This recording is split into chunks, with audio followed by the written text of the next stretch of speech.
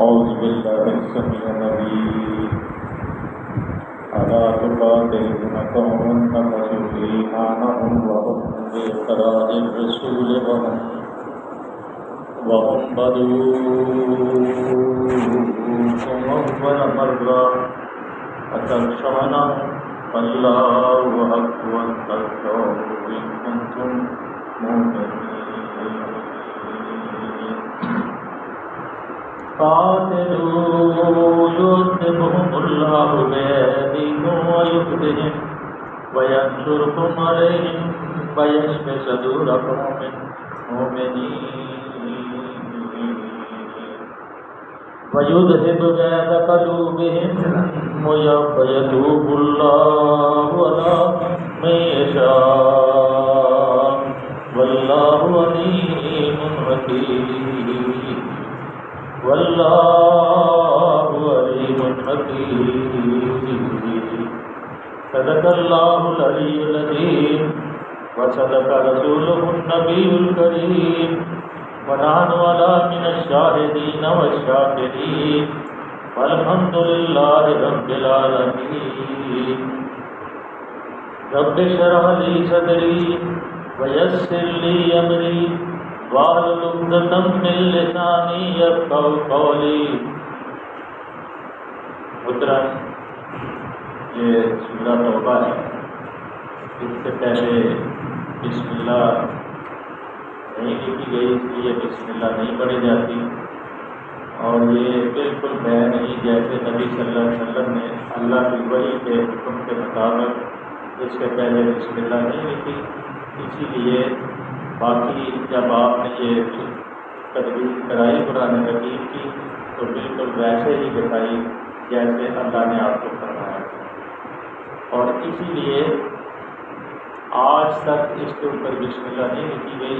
اس سے یہ پہلے بھی میں کر چکا ہوں کہ اس کتاب کی صداقت اور اس کتاب کے سچے ہونے میں کوئی شک نہیں کہ یہ جیسے اللہ نے نازل فرمائی ویسے ہی اللہ کے نبی صلی اللہ علیہ وسلم نے اس کو بین ہی امت کو پہنچا دیا. کل جو ہم نے ہفتے کے دن پڑھا تھا کہ ہمیں جو منافق لوگ تھے ان کے بارے میں ہم نے پڑھا تھا کہ وہ عہد کرنے کے بعد پھر اپنی قسموں کو توڑ ڈالیں، تمہارے دین پر حملے کریں، شروع کر دیں تو کفر کے علمداروں سے جنگ کرو. یہ حکم اللہ نے صادر فرمایا تھا کیونکہ ان کی قسموں کا کوئی اعتبار نہیں. شاید کہ پھر تلوار ہی کے دور سے وہ بھاگ آئے کہ اب اللہ نے یہ حکم فرما دیا تھا. آج اللہ پھر اب فرماتے ہیں مسلمانوں کو مخاطب فرماتے ہیں آپ کا رخ خطاب جو ہے اللہ کا مسلمانوں کی طرف. اللہ تقاتلون قوما نکثوا ایمانہم، کیا تم نہ لڑو گے ایسے لوگوں سے جو اپنے عہد توڑتے رہے، وَحَمُّوا بِإِخْرَاجِ الرَّسُولِ وَهُمْ بَدَؤُوكُمْ أَوَّلَ مَرَّةٍ، اور جنہوں نے رسول کو ملک سے نکال دینے کا قصد کیا تھا اور زیادتی کی ابتدا ان کی طرف سے. اس تقریر کو، اس خطاب کو سمجھنے کے لیے پھر ایک مرتبہ ہمیں اس صورتحال کو سامنے رکھنا چاہیے جو اس وقت درپیش تھی. اس میں شک نہیں کہ اسلام اب ملک کے بیشتر حصے میں، عرب کا بیشتر حصہ جو ہے دائرہ اسلام کے اندر داخل ہو گیا تھا، اور کچھ کوئی خاص لوگ باقی تھے جو دائرہ اسلام میں داخل نہیں ہوئے تھے، لیکن ان کی شرارتیں، ان کی غداریاں جاری رہتی تھیں. تو اللہ نے اب مسلمانوں کو یہ حکم دیا کہ کیا تم ان کے ساتھ لڑائی نہیں کرو. اللہ نے پھر یہ دعوت مبارزت دے دی. لیکن جو بھی فیصلہ کن قدم اور انتہائی انقلابی قدم اس موقع پر اٹھایا جا رہا تھا، اس کے اندر بہت سے خطرے، ایسی خطرناک پوزیشن تھی کہ مسلمان سمجھتے تھے اب پورے عرب کے اندر جب یہ کہہ دیا گیا ہے کہ برات کر دی گئی ہے اور سارے معاہدے ختم کر دیے گئے ہیں اور پورے عرب کے اندر ایک آگ سی لگ جائے گی اور گھر گھر گلی گلی لڑائی ہوگی اور خون کی ندیاں بہہ جائیں گی. لیکن خطرہ یہی تھا. لیکن اللہ عالم الغیب و شہادہ ہے. اللہ آنے والے کل کیا ہونا ہے، کیسے ہونا ہے، کس نے کرنا ہے، اللہ جانتا. تو اللہ نے اس چیز کو مانگتے ہوئے کہ ساری چیزیں جو ہے تاکہ ایک دفعہ پورے ملک کے اندر جتنے مشرک ہیں وہ اپنے آپ کو تیار کر لیں، یا تو مسلمان ہو جائیں یا پھر لڑائی کے لیے تیار ہو.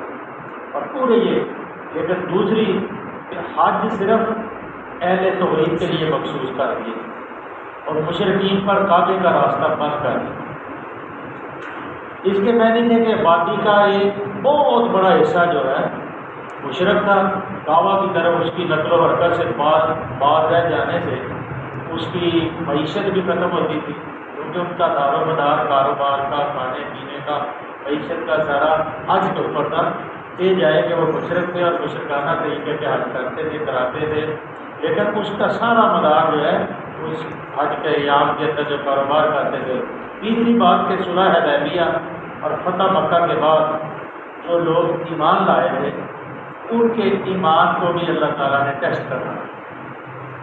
یہ واقعی ثابت الامان ہے کہ ان کے اندر وہی قوت ایمان ہے جو عبداللہ بن جراح نے اپنے سکے باپ کو بدر کے اندر بدل کی، اور حضرت مصعب بن عمیر نے اپنے سکے بھائی عبداللہ بن عمیر کو قتل کیا.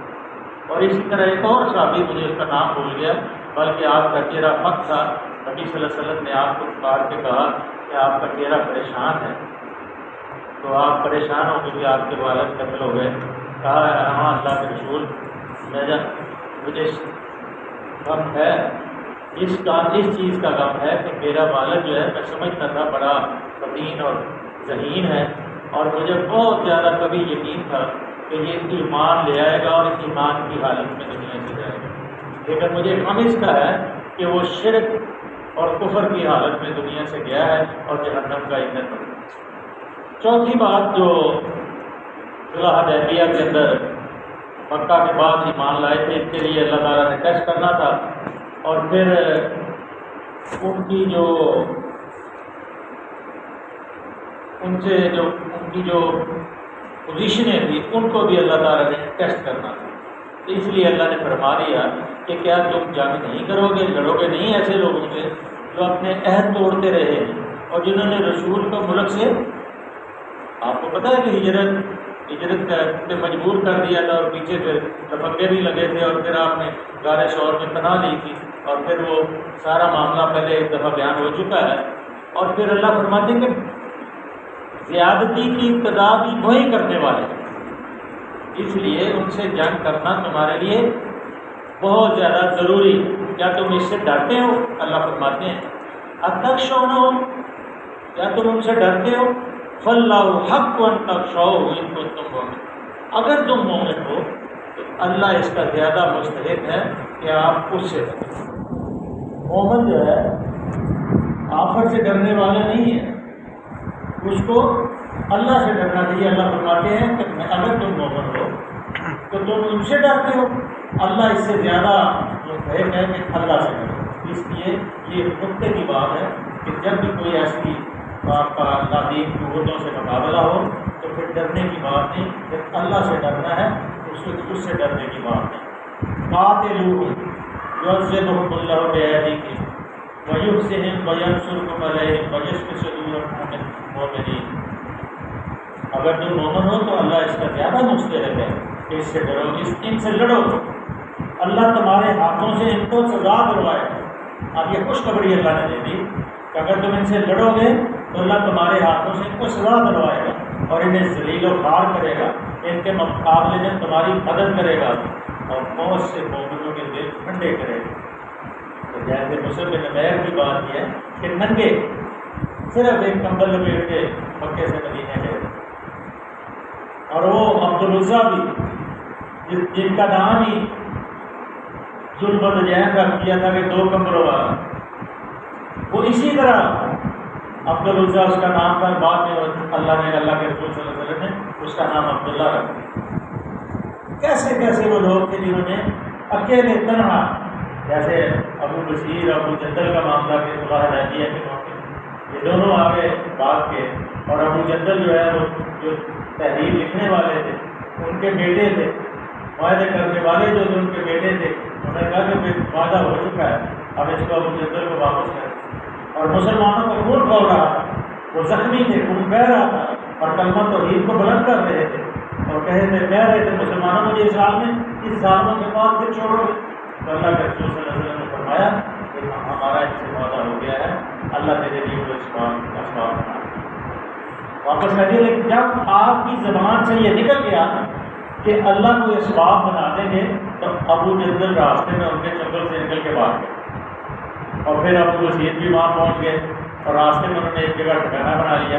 آہستہ آہستہ جو مسلمان ہو جا رہے تھے وہاں راستے میں انہوں نے ایک جگہ کے اوپر ٹھکانا بنا لیا، اور جو کافروں کا قافلہ آتا تھا اس کو روک دیا، اور پھر مشرکین مکہ کو آپ کی مدد کرنی پڑی، ہاتھ جوڑنے پڑے کہ یہ جو راستے میں ٹھہرے ہوئے مسلمان ہیں ان کو آپ واپس مدینے میں بلا لیں، ان کے اوپر ہم ان کو واپس لے لیں۔ وعدہ یہ تھا کہ اگر مکے سے کوئی بھاگ کے آ جائے گا تو اس کو واپس کرنا ہوگا، لیکن جب ان کے ناک میں دم آ گیا تو پھر انہوں نے کہا کہ ان کو آپ اپنے پاس، لیکن مسلمانوں نے کبھی عہد جیت نہیں کی۔ اللہ فرماتے ہیں کہ تم لڑو ان سے، ان کو ذلیل و خوار کرے گا اللہ، ان کے مقابلے میں تمہاری مدد کرے گا۔ آپ ایک بہت اللہ بہت ہی اہم معاملات کے سامنے بیان فرمانے لگے ہیں، وَيُذْهِبُ غَيْظَ قُلُوبِهِمْ وَيَتُوبُ اللَّهُ عَلَىٰ مَن يَشَاءُ وَاللَّهُ عَلِيمٌ حَكِيمٌ، اور بہت سے مومنوں کے دل ٹھنڈے کرے گا اور ان کے قلوب کی جلن مٹا دے گا، اور جسے چاہے گا توبہ کی توفیق بھی دے گا۔ یہ ایک پہلے تو لڑائی کا پورا ایک ساتھ ہی ہلکا تھا، یہ بھی بتا دیا کہ کچھ مشرک جو ہیں وہ توبہ بھی کر دیں گے، مسلمان بھی ہو جائیں گے، اور بعد میں بہت سے لوگ مسلمان ہوئے۔ اس لیے یہ لڑائی کی جو ہاتھ جو بھڑکائی گئی ہے دونوں امکان کہ لڑائی بھی ہوگی، شاید ہو سکتا ہے لڑائی نہ ہو اور لوگ توبہ کے لیے آمادہ ہو، اور ہوا یہی کہ لوگ کثرت سے توبہ کے لیے آمادہ ہو گئے۔ اللہ سب کچھ جاننے والا ہے اور دانا ہے، واللہ علیم حکیم، اللہ سب کچھ جاننے والا اور حکیم ہے، دانا ہے، ہر چیز کو سمجھتا ہے۔ اللہ کے حکمت لبریز ساری باتیں۔ اما صرف من تترکو ولما یعلم اللہ الذین جاہدوا، حالانکہ اب پھر ان جو نئے نئے مسلمان ہوئے تھے ان کو اللہ پھر پکار رہے، کیا تم لوگوں نے یہ سمجھ رکھا ہے کہ یوں ہی چھوڑ دیے جاؤ گے؟ کہ پہلے لوگوں نے ہجرت کی، جہاد کیا، قتل ہوئے، شہید ہوئے، لوگوں کو میدان کے اندر نکلے، بے دست و پا جنگیں کی، کیا تمہیں اللہ ایسے ہی چھوڑ دے گا؟ جو نئے مسلمان ہوئے تھے ہم حسب تم، جس میں حضرت عباس بھی تھے، حضرت عقیل بھی تھے، اور وہ جب قید ہو گئے تھے بدر کے اندر اور وہ آپس میں باتیں کر رہے تھے، ان کے بارے میں اللہ نے یہ وہ حضرت علی کرم اللہ وجہ سے باتیں کر رہے تھے، وہ آگے پوری آیات آ رہی ہیں کہ ہم حاجیوں کو پانی پلاتے ہیں، حاجیوں کی خدمت کرتے ہیں، اور مسجد حرام کی ہم خدمت کرتے ہیں، اس لیے ہمارا بھی درجہ ہے۔ تو اللہ آپ اس کی نفی فرما رہے ہیں۔ اب حسب تم ان تترکوا ولما یعلم اللہ الذین جاہدوا، حالانکہ ابھی اللہ نے یہ تو دیکھا ہی نہیں کہ تم میں سے کون وہ لوگ ہیں جنہوں نے اس کی راہ میں منکم ولم یتخذوا من دون اللہ ولا رسولہ ولا المؤمنین ولیا، اللہ کی راہ میں جنہوں نے جان پہچانی کی، اللہ اور رسول اور مومنین کے سوا کسی کو جگری دوست نہ بنایا، جو تم کرتے ہو اللہ اس سے باخبر ہے، اب ان سے یہ مخاطب، واللہ خبیر بما تعملون، اللہ ہر چیز سے باخبر ہے۔ ما کان للمشرکین ایامهم کے ساتھ اب وہ آیات ہے جو حضرت عباس کی اور حضرت علی کرم اللہ کی وجہ کی گفتگو ہوئی تھی، اور حضرت عباس سے 20 اوقیہ سونا برآمد ہوا تھا جنگ کے دوران، اور انہوں نے کہا کہ یہ جو 20 اوقیہ سونا ہے میرے فدیے کے اندر لے لیا جائے، تو آپ صلی اللہ علیہ وسلم نے فرمایا کہ یہ تمہارا فدیہ نہیں ہو سکتا، یہ تو اللہ نے ہمیں عطا فرمایا، فدیہ وہ ہے جو تم جس نے تجھے قید کیا ہے، وہ جو فدیہ تمہارے اوپر لگائے گا وہ فدیہ تمہیں دینا پڑے گا۔ اور پھر وہ مقداد بن اسود رضی اللہ تعالیٰ عنہ نے جب اس کو قید کیا تھا تو اتنا انہوں نے مانگا تھا اتنا اس کو ما کان للمشرکین یعملوا مساجد اللہ شاہدین علی انفسہم اولئک حبطت اعمالهم وفی النار هم خالدون۔ مشرکین کا یہ کام نہیں ہے کہ وہ اللہ کی مسجدوں کے مجاور قادر بنے، در حالہ کہ اپنے اوپر وہ خود کفر کی شہادت دے رہے۔ مشرکین جو ہیں اللہ کی مسجدوں کے مجاور نہیں بنتے، اور وہ اپنے اوپر خود یہ شہادت دیتے ہیں کہ وہ کافر ہے۔ تو یہ جو تنگ روزہ تم نے یہ مسجد کی خدمت کی ہے، تم نے اپنے تمہارے اعمال جو ہیں تمہارے کفر کی وجہ سے، تمہارے شرک کی وجہ سے جو تھوڑی بہت نیکی تم نے کی تھی وہ بھی ختم ہو۔ یہ حضرت عباس کو اللہ جواب دے رہے ہیں، اور جہنم میں انہیں ہمیشہ رہنا۔ اگر وہ کافر رہیں گے تو ان کو ہمیشہ جہنم میں رہنا۔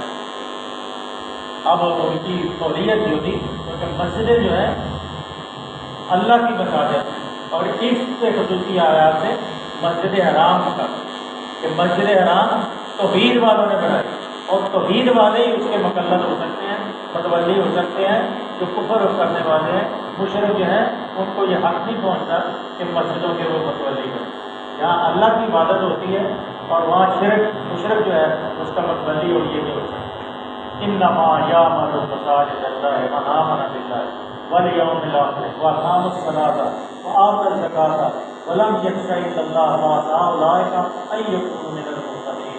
اللہ کی مسجدوں کے عبادت کا عبادات مجاور اور قادر تو وہی لوگ ہو سکتے ہیں جو اللہ اور روز آخر کو مانیں اور نماز قائم کریں، زکوٰۃ دیں، اللہ کے سوا کسی سے نہ کریں۔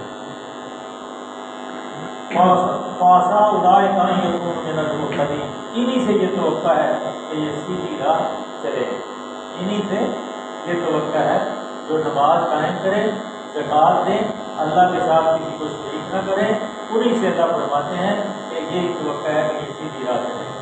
اَجَعَلْتُمْ سِقَایَةَ الْحَاجِّ وَعِمَارَةَ الْمَسْجِدِ الْحَرَامِ، کیا تم نے یہ سمجھ لیا ہے کہ حاجیوں کو پانی پلانا اور مسجد حرام کی خدمت کرنا کمان آمن باللہ، کیا اس کے برابر ہو سکتا ہے جو اللہ پہ ایمان لائے، والیوم الآخر، اور قیامت پہ ایمان لائے، وجاہد فی سبیل اللہ، اللہ کے راستے میں جان لٹانے کے لیے، جان قربان کرنے کے لیے تیار ہو جائے، وہ برابر نہیں ہو سکتا۔ یہ حضرت عباس کی گفتگو اور حضرت علی کرم اللہ وجہہ کے درمیان جو گفتگو ہوئی تھی، ان کے جواب میں اللہ نے یہ آیت نازل فرمائی، اور یہ ان سے والیوم الآخر وجاہد فی سبیل اللہ لا یستوون عند اللہ، اللہ کے نزدیک جو دونوں برابر ہیں۔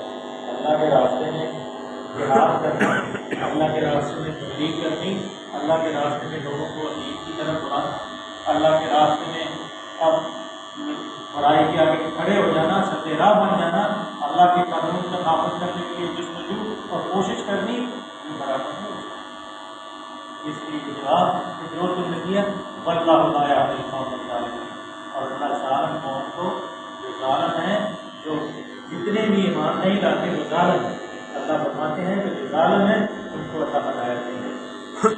الذین آمنوا وہاجروا، اللہ کے یہاں تو انہی لوگوں کا درجہ ہے، ان کا درجہ ہے الذین آمنوا وہاجروا، جو ایمان لائے اور جنہوں نے ہجرت کی، وجاہدوا فی سبیل اللہ، اور جنہوں نے جہاد کیا اللہ کی راہ میں، اپنے گھر بار چھوڑے، بے اموالہم وانفسہم اعظم درجۃ عند اللہ اولئک هم الفائزون، اپنے گھر بار چھوڑے، اللہ کے راستے میں ایمان لائے اور اپنے گھر بار اللہ کے راہ میں چھوڑ دیے اور جان و مال سے جہاد کیا، وہی کامیاب ہے، هم الفائزون، وہی کامیاب ہے۔ یبشرہم ربہم برحمۃ منہ ورضوان وجنات لہم فیہا نعیم مقیم، ان کا رب نے اپنی رحمت اور خوشنودی اور ایسی جنتوں کی بشارت دیتا ہے جہاں کے لیے پائیدار ایش۔ اور یہ تھوڑی سی آیت مکمل ہے، یہ مضمون مکمل ہے۔ خالدین فیہا ابدا، ان میں وہ ہمیشہ رہیں گے، ان میں جنت میں وہ ہمیشہ رہیں گے۔ وہی بڑے ان اللہ عنہ اجر عظیم، اور اللہ کے پاس بہت کچھ ہے اجر ہے۔ یہ اللہ تعالیٰ نے ایسی باتیں ارشاد فرمائی ہیں۔ حضرت عباس نبی صلی اللہ علیہ وسلم کے بیٹا تھے، حضرت عقیل ان کے بھائی تھے، حضرت علی کرم اللہ وجہہ کے بھی وہ بھائی تھے، تو یہ ساری باتیں ان کے جواب میں اللہ نے، اور ذرا غور کرنے کے ہماری کیا ہے، اور وہ لوگ جو جہاد کے منکر ہیں، جو دین کو قائم کرنا نہیں چاہتے ان کی کیا حیثیت. یہ سامنے اللہ نے بتا دیا. اور پھر آگے کی جو آیات ہیں یا ایھا الذین آمنوا لا تتخذوا آباءکم واخوانکم، جو پہلے میں نے عرض کی اللہ کے خدا نے اپنے باپ کو قتل کیا تو میں نے یہ آیات نازل کی. اے ایمان والو، اے لوگوں جو ایمان ہے، اپنے باپوں اور بھائیوں کو بھی اپنا رفیق نہ بناؤ اگر وہ ایمان پر کفر کو ترجیح دے. یہ تسلی دی اللہ نے عبداللہ بن جرار رضی اللہ تعالیٰ عنہ کہ گھبرانا، جو تم نے کیا ٹھیک کیا ہے، بالکل فکر مند نہ ہو. اپنے باپوں کو، اپنے بھائیوں کو، اپنے رشتہ داروں کو بھی اپنا دوست نہ بناؤ اگر وہ کفر کے اوپر کفر کو ترجیح دیتے ہیں ایمان کے اوپر. من یتولہ منکم فاولئک هم الظالمون، جو ایسا کرے گا وہی ظالم ہوں گے. اے نبی صلی اللہ علیہ وسلم قل ان کان آباؤکم وابناؤکم واخوانکم وازواجکم وعشیرتکم واعمال اقترفتموها وتجارة تخشون کسادها ومساکن ترضونها حب علیکم من اللہ ورسولہ وجہاد فی سبیلہ فتربصوا حتی یأتی اللہ بامرہ واللہ لا یہدی القوم الفاسقین. یہ مضمون پورا مکمل ہو گیا. اللہ فرماتے ہیں وَمَن يَتَوَلَّهُم مِّنكُمْ فَأُولَٰئِكَ هُمُ الظَّالِمُونَ، جو ایسا کرے گا وہ ظالم ہوگا اور وہ مسلمانوں کے اندر شمار نہیں ہوگا. اللہ کے رسول صلی اللہ علیہ وسلم کو اللہ فرماتے ہیں قل ان کان، ان کو کہہ دو آباؤکم، اگر تمہیں اپنے آباء و اجداد عزیز ہیں، وابناؤکم، اپنی اولاد تمہیں عزیز ہے، واخوانکم، اور اپنے بھائی تمہیں عزیز ہیں، وازواجکم، اور اپنی بیویاں، اور تمہارے عزیز و کار اور تمہارے مال جو تم نے کمائے ہیں وہ تمہیں اللہ کے راستے میں جہاد کرنے سے روکتے ہیں. اور تجارت تخشون کسادها، اور وہ تجارت، وہ کاروبار جس کا نقصان تمہیں اندیشہ ہے کہ ہو جائے گا، تو پھر کیا کرو. اللہ فرماتے ہیں ترضون حب علیکم من اللہ، وہ گھر جو تم کو پسند ہے تم کو اللہ اور اس کے رسول اس کی راہ میں جہاد سے عزیز تر ہیں. تو پھر کیا کرو، انتظار کرو، انتظار کرو.